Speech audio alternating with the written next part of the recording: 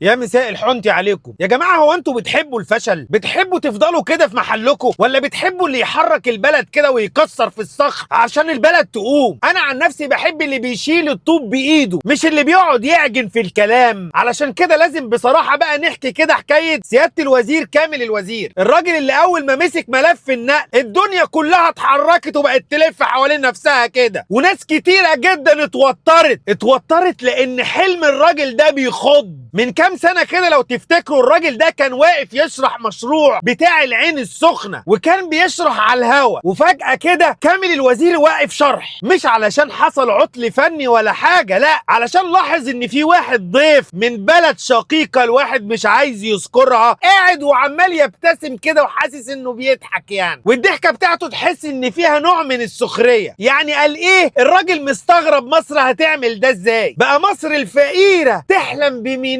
عالمي، بس الوزير قال له هنكمل وهعزمك علشان تيجي تشوفه لما يخلص، وهو خلص. والمينا اللي كان محتكر من دولة شقيقة وبقاله سنين بقى بيكسر في اقتصادهم. يعني باختصار كامل الوزير قال وفعل، وانت ضحكت وهو بنى الحلم الكبير. وزير النقل مسك اكبر حلم في تاريخ مصر وحول البلد لممر تجاري عالمي. مش بس كده، لا، خد التقيلة بقى عندك يا معلم. قال لك ايه كمان؟ سكة حديد سريعة بدل القديمة دي تشيروها له، شبكة طرق دولية ومحاور شيروها له، مواني بحرية وجافة شيروها له، ممرات لوجستية شيروها له هالو. وبعد ما حصل ده كله شيروها له هالو عينك ما تشوف الا النور. وكان اللي يقول لك ده مستحيل قول له فعلا هو مستحيل، بس مع المصريين مفيش حاجة اسمها مستحيل، وكل حاجة ماشية خطوة بخطوة. وكامل الوزير مش بيهزر. طب الفلوس فين يا جماعة؟ هنجيب فلوس منين لده كله؟ يعني علشان نحقق الحلم ده محتاجين نعمل ايه يا بلبل مصر؟ ده احنا كده محتاجين نصرف موازنة الدولة كاملة في قطاع واحد اللي هو النقل،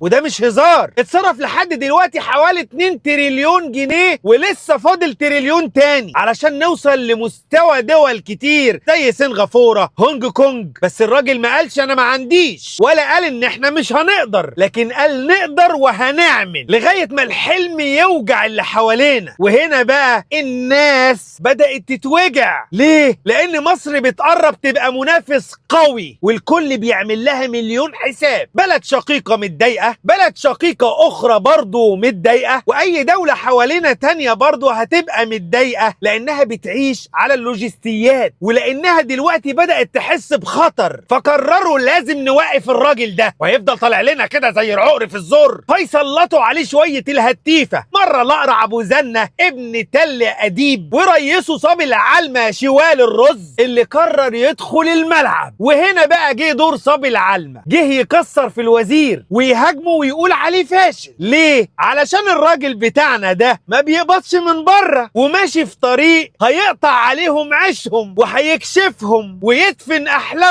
احلامهم اللوجستية. وكل ما حد يرد على الاقرع ابو زنة ابن تل اديب او الشوال الرز صبي العلمة بتاعه اللي بيصرف عليه، يقول لك دول لجان الكترونية. لجان يا عم، احنا يشرفنا ان احنا لجان علشان خاطر بندافع عن بلدنا.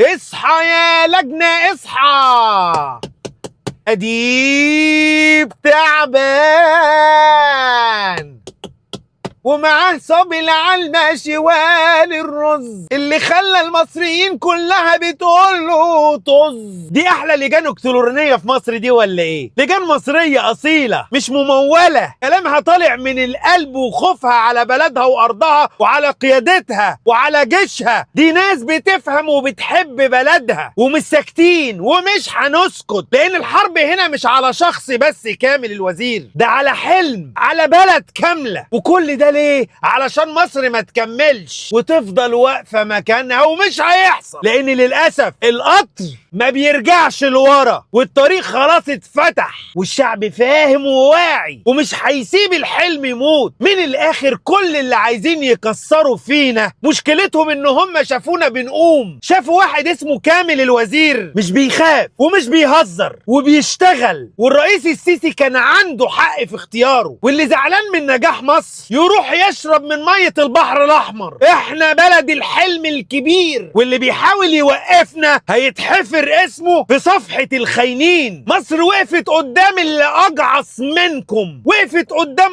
أكبر دول وقالت لهم لا. هتيجي على شوال رز صبي علمة وقرع أبو زنة ابن تل أديب وحتنخ بخ. ما تسيبونا نبني براحتنا، ما انتوا بتبنوا قواعد امريكيه. حد قال لكم حاجه؟ ما انتوا بتحتفلوا عشان ماما اميره بتدافع عنكم، البودي جارد بتاعكم. حد قال لكم حاجه؟ انما احنا بندافع على نفسنا بدراعنا، بنبني بايدينا، محدش له سلطان علينا. هو دايما كده، الذكر في المنطقه بتلاقي كل النسوان هايجه عليه، بس هو عشان ذكر مش هيبصلكوا يا نسوان عره. عشان اللي بيجي على مصر يستحمل بلبل مصر وشيره. هالو